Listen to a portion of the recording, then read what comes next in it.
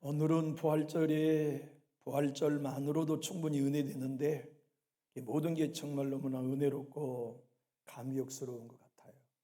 강단의 꽃꽂이도 아마 이렇게 장식하는 교회 많지 않을 거고, 또 성가대의 찬양은 진짜 하늘을 상달을 되는 그런 영감 어린 찬양이었던 것 같아요. 제가 신학교 1학년 광주에 입학을 해가지고요, 충장로의 위성촌이라는 경양식집을 처음 가봤어요. 난생 처음 돈가스를 먹었는데요, 제 눈이 확 띄었거든요. 세상에 이렇게 맛있는 음식도 있구나. 그런데 오늘 점심 돈가스는 그보다 꼭 2배는 더 맛있는 것 같아요. 참 모든 것이 너무나 큰 은혜여서 우리 하나님께 또 한번 감사 박수 한번 합시다.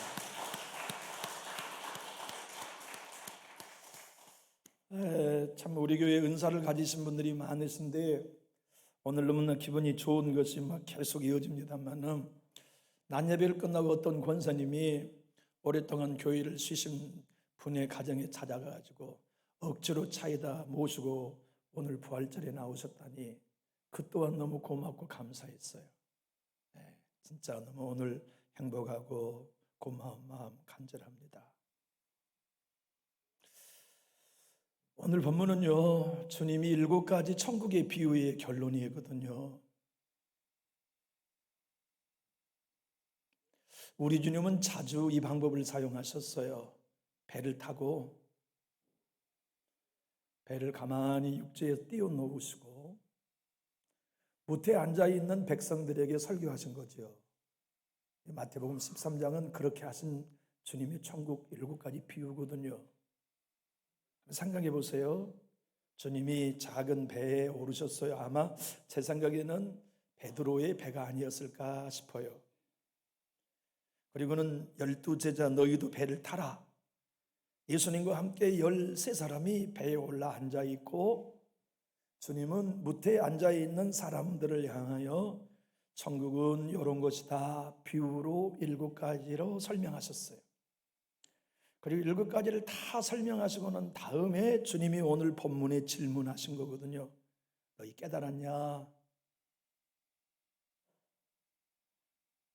신앙생활은요, 천국을 이해하는 것이 어떠하느냐에 건강한 신앙을 결정합니다. 우리가 짧은 인생을 살면서 교회와 가정에 천국이 임한 형식과 방식을 이해하는 만큼 우리는 천국을 누릴 수가 있어요.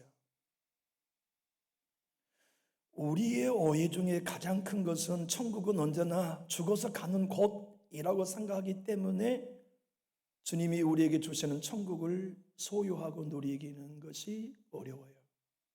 맞아요. 우리가 죽으면 천국 가지요. 근데 이미 예수를 믿는 우리들에게 천국이 와 있어요. 그리고 그 천국을 누리는 게 신앙생활이에요. 그런데 그 천국이 우리에게 어떻게 임해 있는지에 대한 방식을 모르면 내 가정에 임한 천국을 못 봐요. 맛보지 못해요.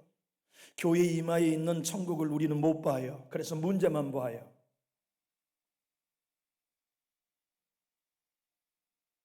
주님은 제자들에게와 우리에게 말씀하셨어요. 너 이제 이해하겠냐? 너희들 이제 천국이 너희에게 임한 방식을 이해하겠냐? 제자들은 이해 못했어요. 그리고는 그러하오니이다 라고 대답했죠. 오늘 또 주님은 여러분들과 저에게 결론으로 말씀하십니다. 남준교회 성도들아, 그대의 가정에 임한 천국을 볼 수 있는 눈이 열렸냐? 그대는 신앙생활하면서 내 음성에 들리는 천국을 살고 있는가? 그대는 그대의 교회에 하나님의 나라가 성장하는 게 눈에 보인가? 천국은 죽어서 가는 장소가 아니라 이 땅에 주님이 다스리는 삶의 방식이라는 것을 설명해 주셨어요. 그리고 우리들에게도 오늘 질문하십니다. 이제는 남전주교회 성도들아, 천국을 이해하겠냐? 남전주교회 성도들아, 천국이 이 교회 이마에 있는 방식을 이제는 좀 알겠냐? 그거 알면 교회 존중하게 됩니다. 이 교회는요, 그리스도의 몸이에요. 함부로 얘기할 수 있는 난도질 당할 공동체가 아니라고요. 이 교회는요, 천귀하신 예수님의 몸이에요. 사랑받아야 할 곳이요, 찬송받아야 할 곳이에요. 우리가 이 교회를 얼마나 존중하느냐는 이 교회에 임해 계신 하나님의 나라의 방식을 볼 줄 아는 눈이 열린 만큼이에요. 이 교회에 임한 하나님의 나라는요, 씨 뿌리는 비유와 같아요. 여러분, 목회하는 저에게 희망은 씨 뿌리는 비유에 있어요. 어떤 목회자가 강단에 서서 말씀을 전할 때 온 성도가 다 은혜 받으면 좋겠다 이런 소원 없이 강단에 설까요? 그런데 현실적으로 보면 어떤 이는 말씀에 그날그날 감격하여 눈물을 흘리며 손수건을 찾기에 바쁘지만 어떤 신자는 하품만 하고 앉아 있다고요. 왜 똑같은 설교자와 똑같은 말씀을 똑같은 현장에서 그렇게 차이나게 듣는 걸까요? 그것이 설교자가 이해해야 할 우리 교회에 임한 하나님의 나라의 방식이라는 거예요. 그것을 알면 설교자는 실망하지 않아도 돼요. 그것을 알면 설교자는 은혜 받는 25%, 옥토의 말씀을 받아 30배, 60배, 100배의 결실을 맺는 성도 25%를 보면서 자기의 소명을 넉넉히 감당할 수 있죠. 예수님이 말씀하시는 씨 뿌리는 비유는 천국은 이런 거다. 천국의 말씀은 절대로 모두가 다 은혜 받는 게 아니다. 천국의 말씀은 길가와 같이 굳어있는 심령들에게는 은혜가 안 된다.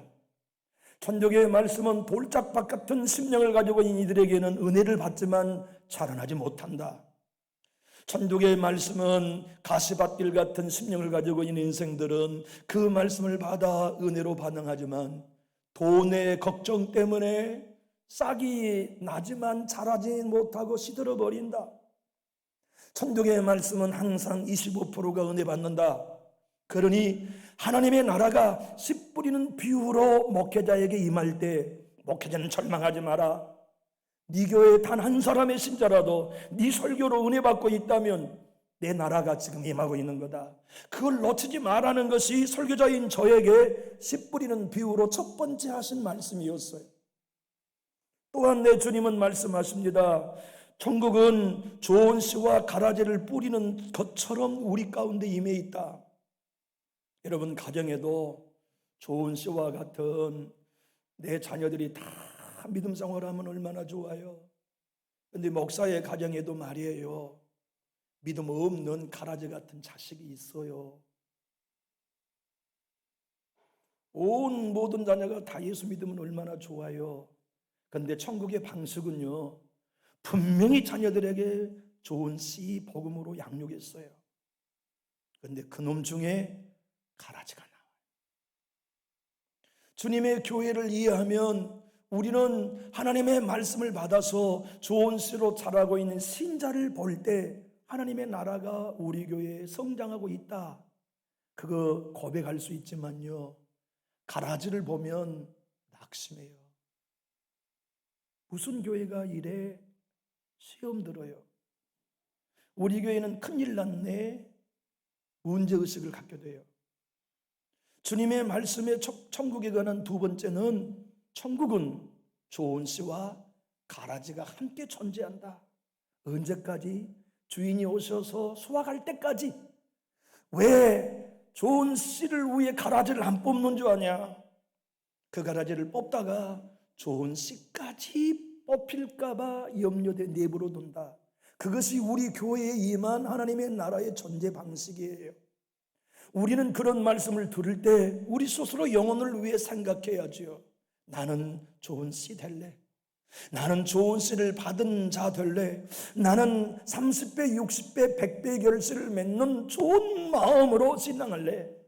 이것이 주님이 천국을 가르치시면서 질문한 결론입니다. 이제 알겠냐? 제자들은 모르고 그러하오이다 대답했습니다.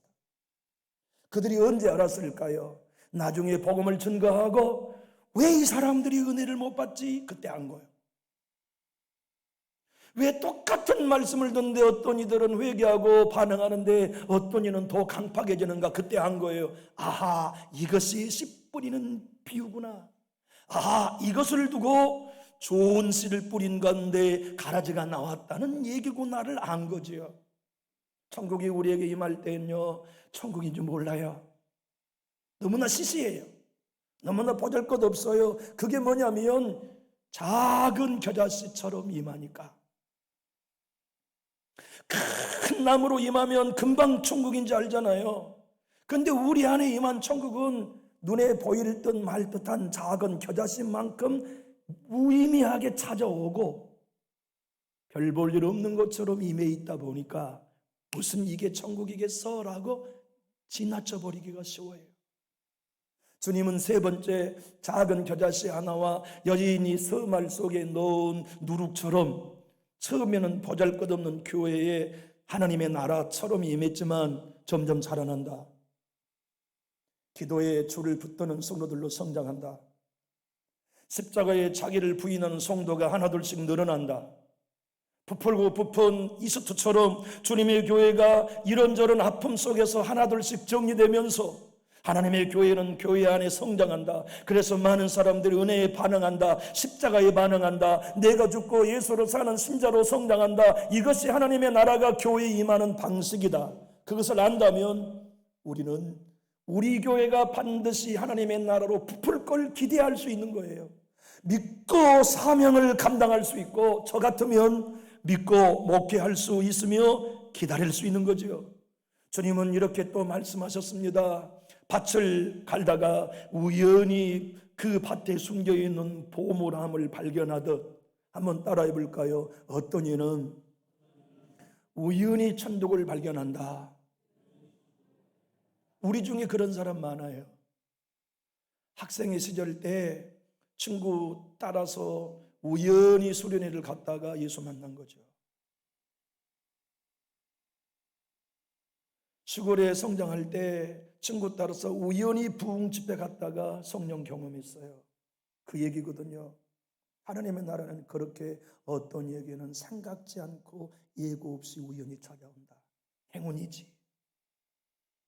내 주님은 다섯 번째로 그러나 어떤 이는 좋은 진주를 찾기 위해 세상 끝까지 다니고 다닌 진주 장사처럼 천국이 뭔가 구원이 뭔가 이어령 교수처럼 지성을 가지고서 구원의 길을 찾고 인생의 삶 속에 그가 말이죠 자그만치 80년 동안 구원의 길을 찾았어요. 어디서요? 세상의 문학에서, 세상의 지식에서.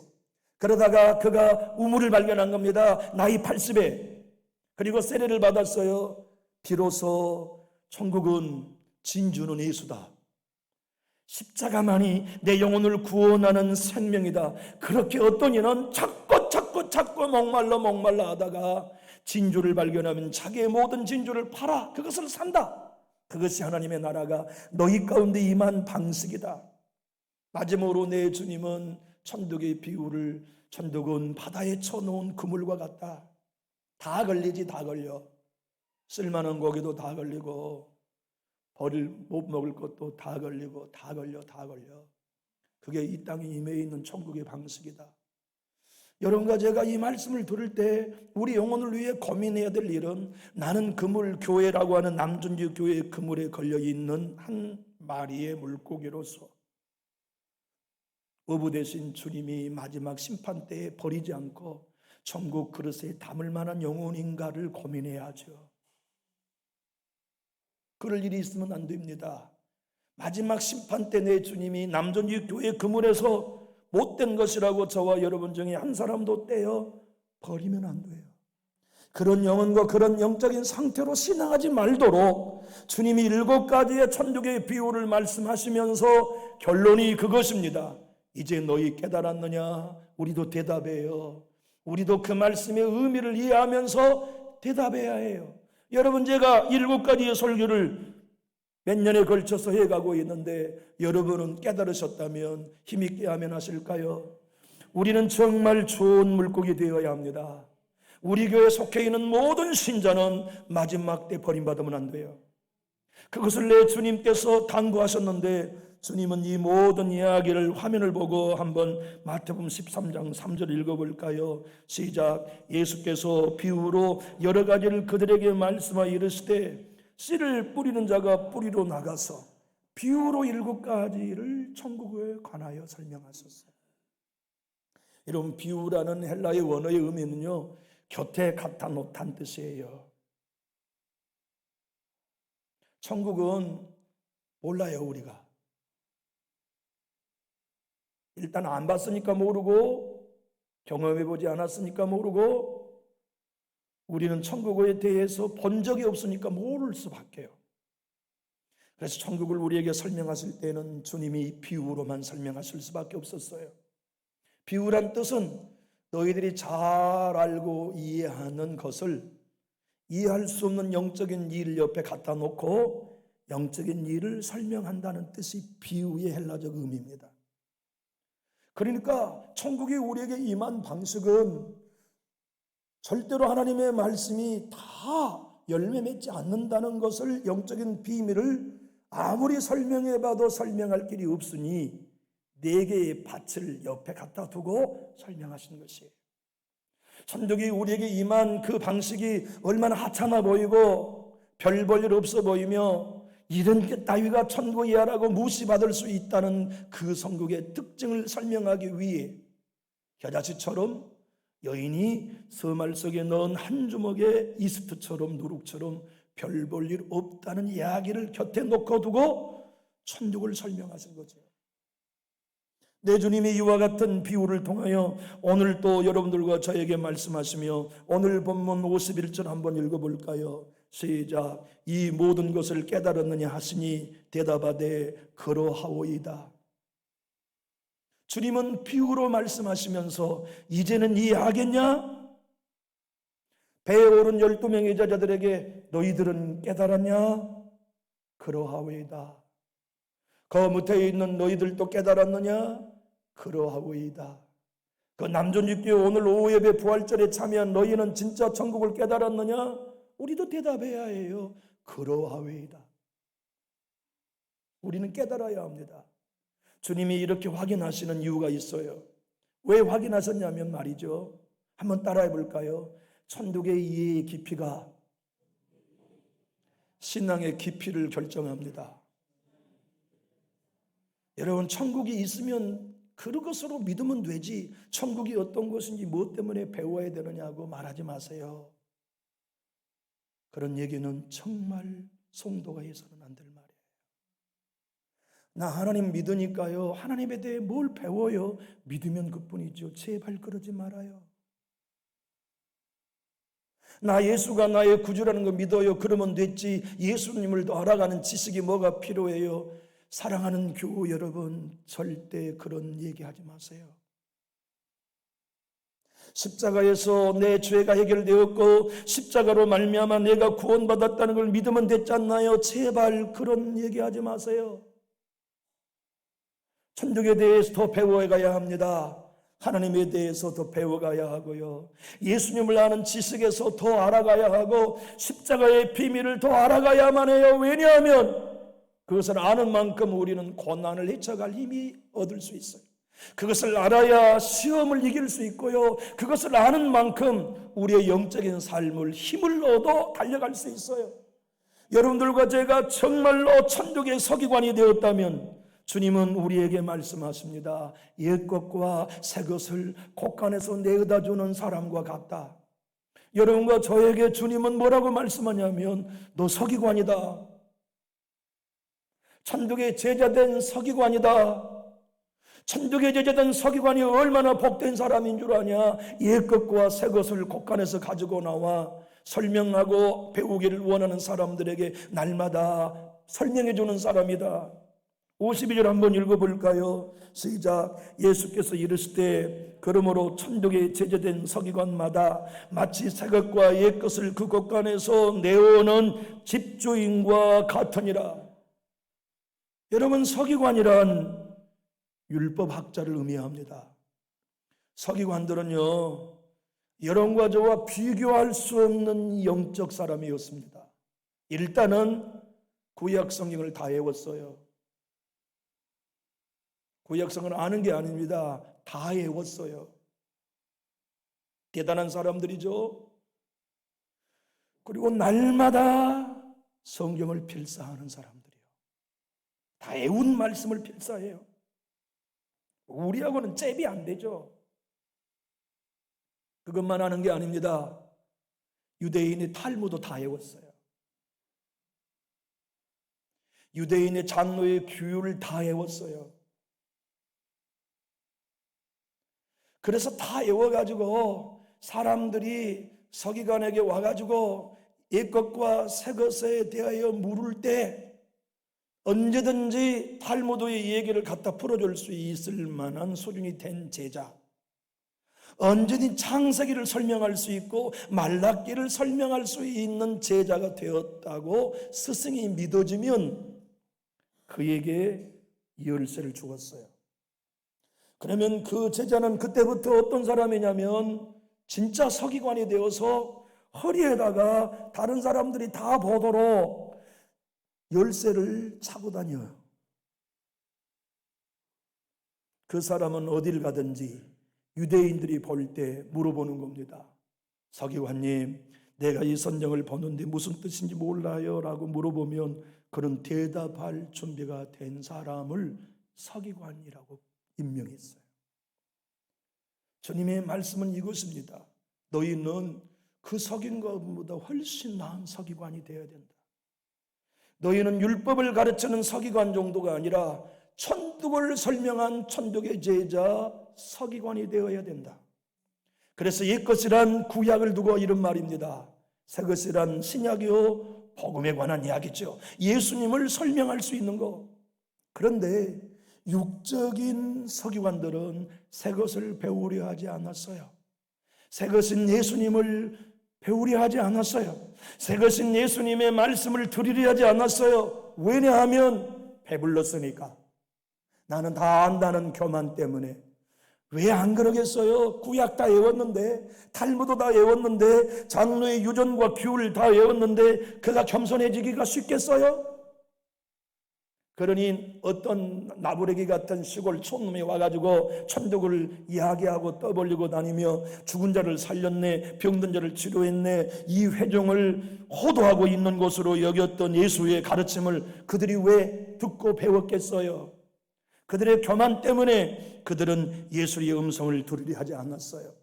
오늘 본문 52절을 우리말 성경으로 화면을 보고 한번 읽어볼까요? 시작. 예수께서 그들에게 말씀하셨습니다. 그러므로 하늘나라의 제자가 된 모든 율법학자는 새 것과 오래된 것을 자기 창고에서 꺼내주는 집주인과 같다. 여러분, 구약은 옛 것입니다. 그런데 그 구약에서 새 것, 예수님을 보여주는 게 설교자가 해야 할 일이에요. 제 사명은 말이죠, 신약 성경에서도 예수님을 설명해야 하지만 구약의 모든 사건과 구절 속에 예수님을 설명해야만 하는 사명자입니다. 그래서 찰스 스펄전은 이 얘기를 이렇게 했습니다. 영국의 모든 샛길은 몽땅 다 반드시 런던을 통하여 연결되어 있다. 설교자는 샛길을 넘고 강가를 건너서라도 회중에게 런던으로 인도해 줘야 된다. 구약의 모든 성경은 런던 예수 그리스도께로 인도하고 있는 책이에요. 그러므로 구약의 제사가 되었던, 구약의 어떤 율법이 되었던, 그 어떤 사건이 되었던 그 사건 속에 런던 예수 그리스도로 회중을 인도하는 일이 설교자가 해야 할 일이죠. 그것을 해야만 제가 창고에서 옛것과 새것을 갖다 여러분에게 드리는 천국의 제자 서기관 노릇을 하고 있는 거예요. 여러분의 자녀나 손주들이 예수님을 배우고 싶어요. 복음을 이해하고 싶어요. 십자가를 이해하고 싶어요. 그러면 구약에서 옛것을 갖다가 신약의 새것을 설명할 수 있는 영적 지식은 목사에게만 필요한 게 아니에요. 제발 덮어놓고 예수 믿는다는 걸 우리 말하지 말아요. 제발 나 교회 다니고 나 구원받았으면 되는 거 아니냐고 말하지 말아요. 제발. 우리가 배고픈 심령이 되고 무식하다는 것을 이해하면서 나는 하나님에 대해 더 알아야 돼. 나는 하나님의 은혜에 대하여 더 깨달아야 돼. 그렇게 의에 줄이고 목마르고 심령이 가난한 자에게 우리 주님은 천국에 대해서 가르쳐 주세요. 그러나 배울 것이 없다고 생각하는 사람, 더 이상 나는 다 알고 있다고 생각하는 신앙은 너무너무 위험합니다. 왜냐하면 그것은 교만이니까요. 그래서 주님은 이사야서 6장의 말씀을 이렇게 인용했습니다. 이사야 6장 9절로 10절 한번 읽어볼까요? 화면을 보고 읽어봅시다. 여호와께서 이르시되 가서 이 백성에게 이르기를 너희가 듣기는 들어도 깨닫지 못할 것이요 보기는 보아도 알지 못하리라 하여 이 백성의 마음을 둔하게 하며 그들의 귀가 막히고 그들의 눈이 감기게 하라. 염려하건대 그들이 눈으로 보고 귀로 듣고 마음으로 깨닫고 다시 돌아와 고침을 발까 하노라 하시기로. 여러분, 하나님이 이렇게 예언하셨는데요, 내 아들 예수가 이 땅에 오면 사람들이 이렇게 보고도 안 믿을 거다, 듣고도 안 들을 거다, 마음으로 고침받아 깨닫지 못할 거다. 나는 그들이 고침받을까 염려된다. 우리 하나님이 아주 고집스러운 분처럼 보이잖아요. 그런 사람 고치면 안 된다는 뉘앙스로 들리잖아요. 맞아요. 그렇게 말씀한 거예요. 그런데 우리 하나님이 이렇게 말씀하신 것은 이것입니다. 한번 따라해 볼까요? 교만한 자는 스스로 그 길에 앉아 있다. 고침받을 수 없는 자리에 본인이 앉아 있는 거죠. 그래서 하나님이 내버려 두신다는 의미입니다. 그 내버려 둔 이들이 길가밭이라는 거예요. 그 내버려 둔 이들이 가라지란 얘기요. 그 내버려 두어서 고침받지 못하도록 그렇게 네가 교만하니 계속 그렇게 살아라. 내가 마지막 그물에 좋은 것과 못된 것을 구별하는 날에 너는 뽑아 던져버리겠다. 그때 이를 갈며 슬피 울어도 소용없다. 살아있는 동안만 기회가 주어진다는 말씀을 내 하나님이 하셨는데, 예수님이 7가지 비유를 하시면서 바로 그 이사야서의 말씀을 가지고 와 설명하셨어요. 화면에 마태복음 13장 13절로 14절을 읽어봅시다. 그러므로 내가 그들에게 비유로 말하는 것은 그들이 보아도 보지 못하며 들어도 듣지 못하며 깨닫지 못함이니라. 이사야의 예언이 그들에게 이루어졌으니 일렀을 때 너희가 듣기는 들어도 깨닫지 못할 것이요 보기는 보아도 알지 못하도다. 여기 계신 성도 여러분, 우리는 겸손해야 돼요. 목사의 목회가 편하기 위해서 여러분에게 겸손하라고 요구한 게 아닙니다. 우리 자신의 영혼을 위해 겸손해야 합니다. 우리가 겸손해져서 하나님, 나는 하나님을 알 뿐 믿을 뿐 모릅니다. 하나님을 알아가는 은혜를 주십시오. 나는 예수님을 나의 구주로 믿고 있지만 나 정말 예수님 모릅니다. 예수님을 더 알게 해주십시오. 나 십자가를 믿고 있지만 십자가가 얼마나 위대하고 놀라운 비밀의 창고인지 모릅니다. 주님, 나는 천국의 제자된 서기관이 되고 싶습니다. 내 아들에게, 내 딸에게, 내 손주에게 옛것과 새것을 언제든지 곳간에 갖다 주는 주인처럼 내 아이가, 내 손주가 할아버지, 성경 구약 이것은 무슨 뜻이에요? 신약의 이 뜻은 무슨 뜻이에요? 라고 말한다면 문자가 아닌 복음의 의미를 설명해 줄 수 있는 영적인 부모, 영적인 조부모가 되는 일이 먼저 믿는 우리가 해야 할 사명이에요. 그런 길을 걸어갈 수 있는 사람이라면 저와 여러분이 만나는 삶의 문제 속에서 가라지를 바라보고 절망하지 않을 수 있지 않겠어요? 미묘하게 시작되는 교회 안에 천국이지만 반드시 천국이 자라나 모든 나무보다 커질 것을 바라보며 인내할 수 있지 않겠어요? 좋은 것과 못된 것이 함께 섞여 있는 교회 안에서도 여전히 좋은 신자 보고 희망을 갖고 좋은 신자와 협력하여 하나님의 역사를 이루는 일에 복음을 경험할 수 있다면 여러분과 제가 시험 들 일이 어디 있겠습니까? 좌절 일이 어디 있겠어요? 내 신앙의 길을 걸어가다가 여기서 멈춰서서 아무것도 할 수 없는 낙심된 채로 신앙할 시간이 없는 거죠. 더 좋은 것으로 서고 더 복된 믿음의 삶으로 사서 창고에 좋은 것과 나쁜 것, 새 것과 옛 것을 날마다 가지고 오는 것이죠. 마틴 노이스 목사님은 영적 생활이라는 책에서 이렇게 말합니다. 우리의 모든 문제의 궁극적인 원인은 한번 따라해 볼까요? 하나님에 대한 무식입니다. 신자라면요, 난 하나님에 대해 무식하다는 걸 빨리 알아야 돼요.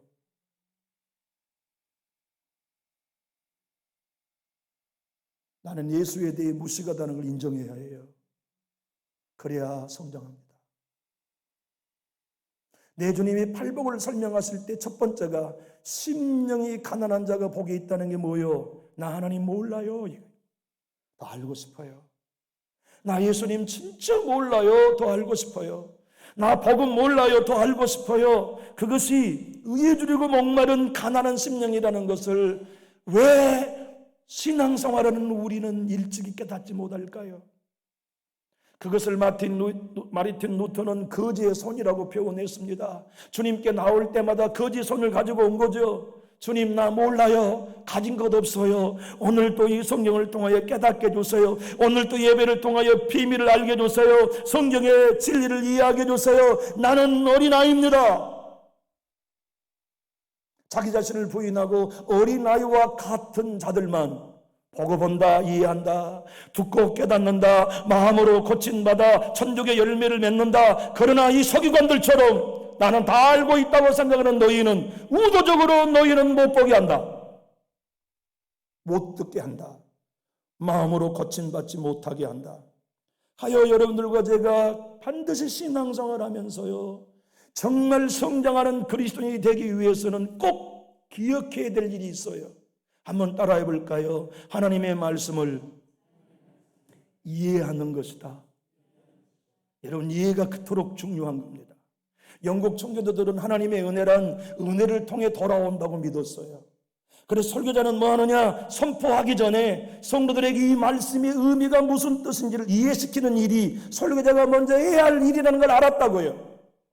지금 여러분들에게 하나님의 말씀과 천국을 받아들이도록 하기 위해 제가 이해시키고 있는 겁니다. 주님이 하신 말씀의 의도가 무엇인지. 영국의 18세기에 가장 유명했던 양대의 산맥이 있었습니다. 그 유명한 설교의 황태자였던 찰스 펄전, 그리고 영국 국교에 있었던 제이슬 라일 주교, 이 두 사람이 영국의 양대 설교자, 영적 거장이었어요. 제이슬 라일은 오늘 본문을 이렇게 설명합니다. 신앙인에게 있어서 제일 중요한 건 천국을 이해하는 거다. 그래서 하나님의 말씀을 들을 때 모든 신자는 하나님의 말씀을 이성으로 이해해야만 한다. 만약 이성으로 이해하는 말씀이 안 된다면 차라리 죽어있는 전통의 예배를 드린 로마 캐톨릭에 가서 미사를 드리는 게 낫다. 하나님의 말씀을 듣고도 이해하지 못한다면 차라리 트럼펫과 피리의 소리를 듣고 자리에서 일어나는 것이 설교를 듣는 것보다 훨씬 낫다. 제발 부탁입니다. 나 배우고 싶어요, 주님. 나 깨닫고 싶어요, 주님. 난 무지해요. 난 배고파요. 나는 하나님의 은혜가 필요해요. 이 목마름이 정말 여러분과 저의 안에 불타오를 수 있기를 축복합니다. 우리가 서로 겸손한 게 좋은 시인 증거입니다. 모든 삶에 있어서 겸손하여 주님, 나는 배고파요. 주님, 나는 은혜 주세요. 그 태도가 우리가 그물에 걸린 좋은 것인 증거입니다. 성경을 맷독해서 성경 좀 알아요? 천만의 만만의 말씀이요. 성경 우리 모릅니다. 정말 성경을 모른다고 고백해야 돼요. 그래서 주님은 이 비유의 심장적인 부분으로 13장 10절로 12절에 이렇게 말씀하셨어요. 한번 읽어봅시다. 제자들이 예수께 나와 이르되 어쩌여 그들에게 비유로 말씀하시나이까? 대답하여 이르시되 천국의 비밀을 아는 것이 너에게는 허락되었으나 그들에게는 아니 되었나니 무릇 있는 자는 받아 넉넉하게 되되 없는 자는 그 있는 것도 빼앗기리라. 너희는 누구입니까? 겸손한 사람이. 나는 아는 게 없다고 생각하는 어부 출신들. 저들은 누구입니까? 성경을 다 알고 있다는 서기관들이에요. 제가 여러분의 목자로 강단에서 설교할 때마다 제가 가져야 할 태도는 하나님, 나는 너무나 성경을 모릅니다. 나는 복음에 대해 무지한 사람입니다. 나는 왜 이렇게 하나님에 대해서 모를까요? 주님 지혜를 주십시오. 주님 은혜를 주십시오. 주님 것이 아니면 나는 오늘도 이 백성들 목말라 먹이진 백성들에게 먹일 생수가 없습니다.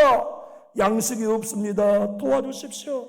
13장 15절과 15절을 읽어볼까요? 그러므로 내가 그들에게 비유로 말하는 것은 그들이 보아도 보지 못하며 들어도 듣지 못하며 깨닫지 못함이니라. 이사야의 예언이 그들에게 이루어졌으니 일렀으되 너희가 듣기는 들어도 깨닫지 못할 것이요 보기는 보아도 알지 못하리라. 이 백성들의 마음이 완악하여져서 그 귀는 듣기에 둔하고 눈은 감았으니 이는 눈으로 보고 귀로 듣고 마음으로 깨달아 돌이켜 내게 고침을 받을까 두려워함이라 하였느니라. 사랑하는 교회 여러분, 오늘 이 천국의 주님의 비유를 다 듣고 너희는 깨달았느냐라고 말할 때 그러하웨이다 라는 대답은 주님이 말씀한 의도를 깨달았습니다가 아니라 주님 나는 아무것도 모르고 있네요 라고 고백하는 것입니다. 그래야 알고 있는 거예요. 나는 정말 하나님에 대해서 십자가에 대해서 아는 게 하나도 없습니다. 제가 지난주에 6기 은설련 오픈 강의에 이렇게 얘기했습니다. 은설련에 오신 목사님들에게 공통적인 특징, 그것은 은설련에 오신 목사님들만의 공통점은 아닙니다.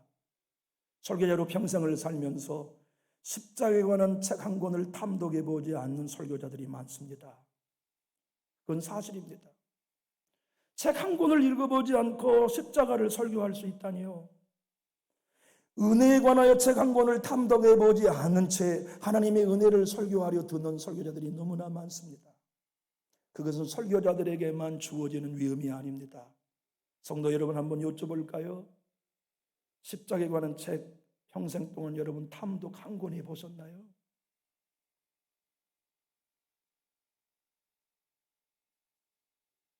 친구에게 성경의 결론을 한번 공부해 본 적 있으시나요? 율법에 관한 책 한 권을 여러분은 탐독해 보셨나요? 나사렛 예수가 어떤 분인지에 대하여 책 한 권을 여러분 밤새워 읽어본 적이 있으시나요? 우리 무식해요. 우리 아는 것 없어요. 그런데 다 알고 있다고 착각해요. 이미 서기관이 되어 있는 거죠. 주님은 오늘 너희는 깨달았느냐라는 말씀은 아무것도 모른다는 걸 인정할 수 있느냐? 내게 바짝 엎드려 주님의 은혜가 나에게 필요합니다라고 고백할 수 있느냐? 그러면 너희는 산다. 그러면 너희들에게 내가 일러줄 게다. 천국은 마치 집주인 같아서 새 것과 옛 것을 곳간에서 갖다 필요한 사람에게 내어주는 이와 같은데 너희 제자들이 사도가 되어 그 일해라. 남전육교의 성도들이 사도가 되어 그 일하라. 이 말씀 앞에 여러분 모두가 저와 더불어서 아멘할 수 있어야 됩니다. 내 후손들에게 천국의 곳간을 열어서 구약의 내 것과 신약 복음의 새 것을 설명할 수 있는 천국의 제자 서기관이 되는 일은 목사 노릇하는 저만의 사명이 아니에요. 예수를 믿는 여러분 모두가 해야 할 일이요, 여러분의 자손들에게 안내해야 할 천국의 제자된 서기관 여러분의 몫입니다. 오늘 여러분이 이 자리에 일어나기 전에 내 주님이 너희는 깨달았느냐라는 말씀 앞에 그러하웨이다 라고 고백할 수 있으려면 우리 모두 함께 고백합시다. 하나님, 나는 무지합니다. 그래서 나의 삶을, 남은 삶을 우리가 하나님을 알아가는 일에, 그리스도의 장성한 지식으로 성장하는 길에, 예수를 아는 지식에 자라나는 길에 우리 함께 걸어가야 해요. 제발 부탁입니다. 나는 다 한다는 생각 내려놓고 나는 모릅니다 하고 말씀 앞 헐떡거리며 개걸스럽게 말씀을 배우는 자가 여러분과 제가 다 될 수 있기를 예수님 이름으로 축복합니다. 기도하겠습니다.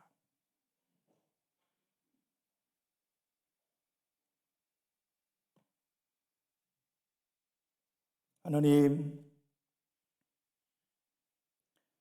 평생을 성경을 연구해도 고백할 수 있는 말 한마디, 나는 성경에 대해 무지합니다.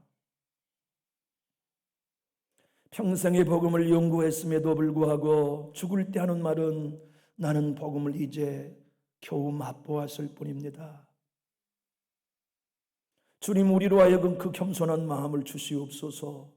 그리하여 내 주님이 너희는 깨달았느냐라고 말씀하실 때 내가 무지하다는 걸 깨달았습니다라고 고백하며 복음 앞에 가까이 나아갈 수 있도록 우리를 고쳐 주옵소서.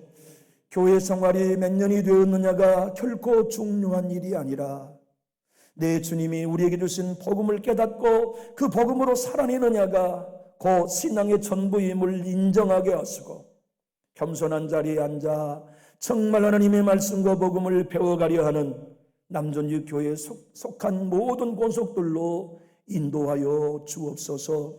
오늘도 내 주님 천국의 7가지 비유를 통하여 우리에게 살 길로 인도해 주신 것을 믿습니다. 주님, 우리는 보고 깨달을 것입니다. 듣고 이해할 것입니다. 마음으로 고침받아 내 하나님이 요구하시는 바른 길을 걷게 싸우니 살아계신 하나님, 우리의 남은 여생이 바로 주님 따라 걷는 복음의 길이 되게 하여 주옵소서. 내 주님을 찬양하며 겸손한 마음을 가지고 예수님 이름으로 기도합니다. 아멘.